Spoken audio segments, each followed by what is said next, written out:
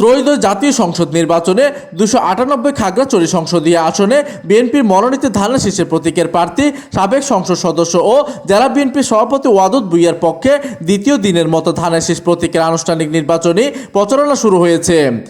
আজ শুক্রবার বিকেলের দিকে মাটিরাঙ্গা পৌরসভা 8 নম্বর ওয়ার্ডের দুর্গম পাহাড়ি জনপথ এলাকায় পায়ে হেঁটে গণসংযোগের মাধ্যমে ভোটারদের মধ্যে ধানের শীষ প্রতীকের লিফলেট বিতরণ ও ভোট প্রার্থনার মধ্য দিয়ে এই কার্যক্রম শুরু করেন মাটিরাঙ্গা পৌর বিএনপি সভাপতি শাহজালাল কাজল।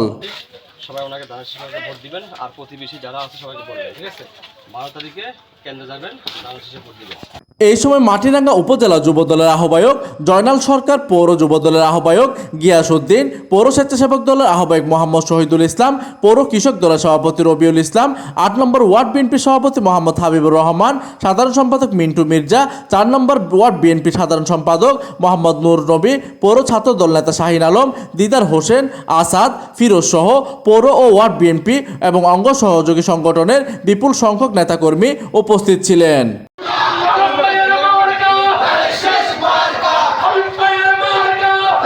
প্রতিনিধি ছোটন চৌধুরী তথ্য ও পাঠানো চিত্রে ডেস্ক নিউজ, দিগন্তের বার্তা 24, মাটিরাঙ্গা।